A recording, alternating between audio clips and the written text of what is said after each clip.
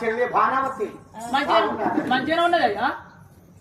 మరి మీరు ఎందుకు వస్తున్నారు ఇక్కడికి? మరి 7 సింతల పట్నం అంటే ఇదేనా? ఇదే. మరి నీ పేరు? నిమ్మూల రాజు. నిమ్మూల మహారాజు. మరి ఈ ఊళ్ళో ఖర్యాదు ఉన్నదట నిజమేనా? ఎవరయ్యాళ్ళు? నిమ్మూల మహారాజు భార్య పేరే ఖర్యాది. కమలావతి. ఓహో కమలావత. ఖర్యాదు అన్నట్టు నాకే పడుతుంది. అయినా 7 నాగబండ్లు కట్టుకుని వస్తున్నారు ఎందుకు? అయ్యా మరి మీ చెల్లెల భానువతి మీ బాబాయ్ అమెరికా మహారాజు 7 బండ్ల 2 రకము సొమ్ము సంబంధం ఎండి బంగారం పంపిల్లయ్యా మీకు. ఇక మీరు బాగా పేదోళ్ళు అని ఇక సొమ్ములు పంపిల్లు, పెద్ద పెద్ద సొమ్ములు. కమలా 7 నాగబండ్ల 2 ధాన్యము వస్త్రములు ఆభరణములు పంపించారట. వాళ్ళు తీసుకొచ్చి మన పంది కింద పోశారు. ఎంత ఆకలి అవుతున్నారు. వాళ్ళకి అన్నం వడ్డించు స్వామి. వారికి అన్నం పెడతాను గాని నాకు ఆయనతో తెలియదు అనవై.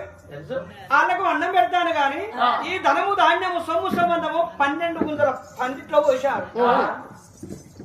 మనము రేపు కాడ ఊరికే పోతాము, పల్లెకే పోతాము, కైకిలే పోతాము, కట్టెలు పట్టనే పోతాము. మనం బయటికి వెళ్ళిపోతే మరి 16 గుంజల పందిట్లో మరి ఎవరన్నా దొంగలు పడి మీ చెల్లె పంపింది అంతా పట్టుకుని వెళ్తారు. మనం చేసేవి లాభం పోయి మరి సుతారు వాళ్ళ దగ్గరికి వెళ్ళిపోయి చెండ కట్టి ఒక చిన్న ఇల్లు కడితివా ఈ ధనమంతా తీసుకుని మీ చెల్లె పంపించిన సొమ్ములను తీసుకుని అల్ల పోసుకొని చిన్న తాళం పెట్టి ఏ పనికైనా పోవచ్చు. మనం అదే వెళ్తున్నాను. వాళ్ళకైతే అన్న భోజనం మీద వడ్డిస్తా. నేను అంతా వేస్ట్ దాన్ని అనుకుంటా. సుతారు దాడికి వెళ్తున్నాను. అమ్మా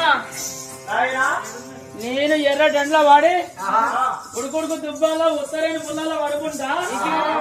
వచ్చే కొద్ది మా తమ్ముడు వీకెత్తాడు. నా కాలుకు ముళ్ళు గుచ్చే కొద్ది మా తమ్ముడు నోట వీకెత్తాడు. నా కాలుకు ఉత్తరైన ముళ్ళు గుచ్చిన కొద్ది మా తమ్ముడు నా కాలుకున్న ముళ్ళు నా నోట వీకెత్తాడు. నోట వీకేస్తున్నావు. మరి నువ్వు నీ కాలు ముందు నువ్వు తీసుకోవాలి. నా నోటికి అంతది కదా. నీ నోటికి నా కాలు నా నోటికి అంతది. ఇప్పుడు చిన్నప్పుడు అయితే అంతది. అవా కాలు చెట్టు అనుకుంటే వాటి పసుకలు రాకుండా ఇప్పుడే అందది. నువ్వు అనుకున్న అలవాటు నీకు వస్తాను ఇప్పుడు. నాయన మరి నీకేం కావాలని వచ్చారు? నాకు ఆకలి అవుతుంది బాగా.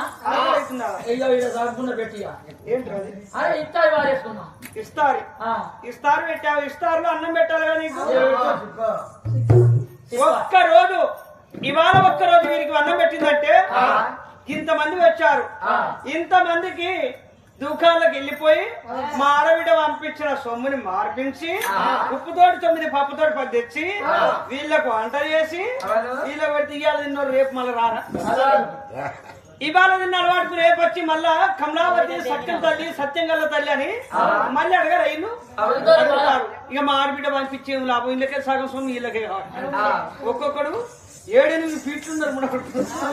7-8 ఫీట్లున్నారు. ఒక్కొక్కడు తగడు అన్నం బియ్యం తింటున్నారు. వచ్చే నువ్వు ధర్మగాల చేయని నా ముద్దపప్పు ముద్దపప్పు అది మా తమ్ముడికి ఉత్తసాడు షారు కోడిగుడ్ల కూర పెట్టాలి. కోడిగుడ్ల కూర నాకు బూరు పోయి బూరు. ఒకరికి బీరాట, ఒకరికి మటన్ ఆట, ఒకరికి కోడిగుడ్ల కూర ఆట, షారాట, పప్పు ఆట. మా తమ్ముడికి భార్య బూరు పోయి భార్య పేరు కాదు.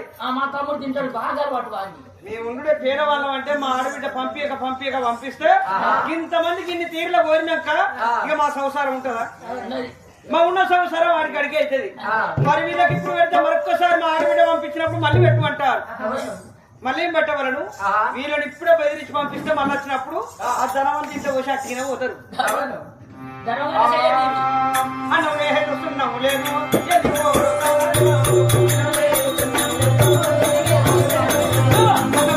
ఆరబెట్టిందా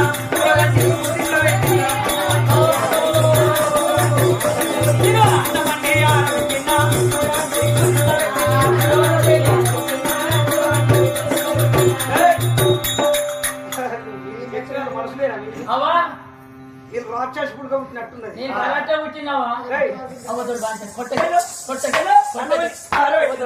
మా తమ్ముడు రోడ్డు కొట్టు కూరండి. నన్ను తమ్ముడు అట్లా కొత్తనం పనులు చేస్తలేడు. అప్పటికన్నా నా పిల్లంతా మళ్ళా మా ఇంటికి వచ్చి ధనము మా పందిట్లో పోసుకోకుండా మీ వంతు మళ్ళా కూర అన్నం అడిగిర్రు అనుకో మీ ప్రాణం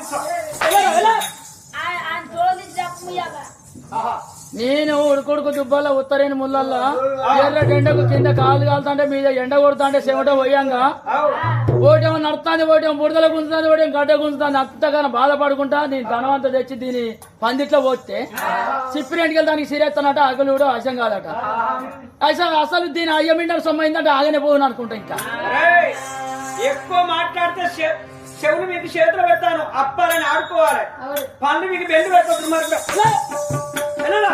నీ అసలు దానికి విరమంత్రాలకు ఈడం పెడతానట ఈ ఈడం నాకు కష్టపడాలని ఇంటికి పోయి ఇడిచేసుకున్నాడట నీ అసలు నీ అసలు తెలివి కల మొగడు తేనెకు పోయిండట నీ అసలు మొగడు తెలివి కల పిల్లవాడు తేనెకు పోయిండట తేనెకు ఏం చేసిండట చెట్టుకే బాగా చూసిండట ఇక అది తుంటీగలు కదా ఆ త్వరలో ముందు పెట్టుకొని 9 రోజులు ఉన్నాట ఈగ ఎందుకంటే తీయ ఉంటది కానీ అలా త్వరలో ముందు పెట్టుకొని 9 రోజులు ఉంటే ఆ ఈగ గుయ్యమని అలాగే వెళ్ళిందట వెళ్ళే వాళ్ళకి ఇంట్లో వాళ్ళకి వచ్చిన తెలివికల మొగ ఇక నీ అసలు ఏం చేసిందంటే నీ వివరం ఇల్లు అలుకుతుందంటే వెనక పిల్లలు ముగ్గేసుకుంటా నేను మాట్లాడే పడతాను నీ అసలు దుర్మార్గుడు నీ అసలు తెలివి తక్కువడు నీ అసలు మ్యాన్ లేనోడు నీ అసలు బుద్ధి లేనోడు తెల్లెలు చూసి పెద్దపుడి కాబట్టి నెల్లెలు కనబడ్డాడు ఇక నీ అసలు ఏం చేసిందంటే ఇగో ఇల్లు అలకంగా పిల్లి గిరి ఇచ్చిందట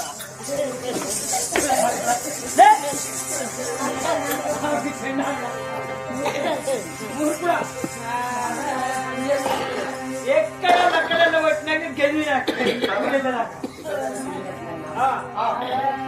ఊరెళ్ళినాక గెదివినాం చెన్న పెట్టి ఒక మంచి ఇల్లు కట్టిండు నా భర్త సొమ్మంతా తీసినాము ధనము సొమ్మంతా తీసి ఇంట్లో పోసినాం ఇక మా ఆడబిడ్డ ఎలాంటి పంపించారో ఎలాంటి చీరలు పంపించారో ఎలాంటి రవ్వలు పంపించారో ఎలాంటి నగలు పంపించారో అని సూట్ కేసులు ఆడిపోయి సూట్ కేసు తీయగానే అందమైన చీర అందమైన జాకెట్ అందమైన నగలు చూసుకుంటానికి నువ్వేనా పెట్టుకుంటానికి బొట్టు చూసుకుంటానికి అద్దం కట్టుకుంటానికి చీర తొడుక్కుంటానికి రవ్వ అందమైన సొమ్ములు పంపించాలి జడలు పెట్టుకుంటానికి మల్లె మోటాలు మల్లె మొగ్గలు అలాంటివి కూడా అన్ని పంపించాలి ఎంత చక్కదనాల ఆడబిడ్డ ఇంత మంచి పంపించారంటే జాలరి నా బండ పైన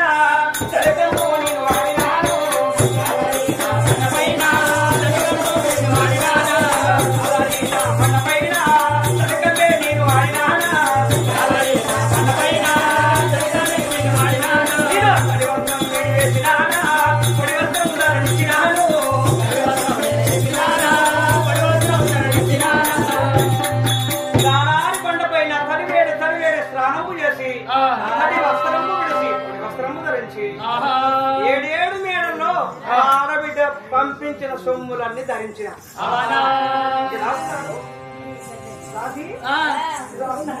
మస్తు సూపర్ ఇత్తు ఈ సమయంలో ఇట్లా తయారై మా భర్త దగ్గరికి వెళ్ళిపోతే అతను నన్ను ఏర్పాటు చేస్తారంటావా బాబా ఇంకొకటి పెడితే అసలు ఏర్పాటు చేయడు గొల్లిపూలు మల్లెపూలు అవి పెట్టుకో మరి జడ కొట్టుకుంటా మల్లెపూలు పెట్టుకుంటారు కానీ ఏంటో నువ్వు వేరే మాట్లాడుతున్నావు దుర్మార్గ మంచిగా తయారై ఉన్నా బాబా పంపించిన ఆభరణములు ధరించాను మరి నేనే ఇటులో ఉన్నానంటే చెల్లి పంపించిన ఆభరణములలో నా భార్య ఎలా ఉన్నదో అని కమలా ఉన్నావా ఇంటిలో లేదు మిత్రమా నా భార్యను చూసావా నువ్వు నేను చూసినంత మంది కానీ ఇప్పుడైతే లేదు ఇంట్లో లేదా లేదు ఆసంబెల్లి సీనాన్న దగ్గర పోయింది ఈ అమ్మాయి ఎవరురా రాజన్నలా కదా అరే రాజులవే కాదు భార్యరా అదో మన భార్యనా నా భార్య ఓహో నీ భార్యనా మన భార్య తిరగబడుతున్నా ఈ చాలి చీరలో నువ్వేనా సింహరాలేదు ఈయన కాదు ఈయన గంగెట్లయినా పొయ్యిలో భూషణాలు పెట్టావు కొత్త వస్త్రములు ధరించావు గొడ్డలు బుడలు పెట్టుకొని అడిగికి పోయేవాడు అప్పటి సందికి నీ సొమ్ములు ఉంటే ఇంకెంత ముందుకుందో అబ్బా నూకిన వస్త్రం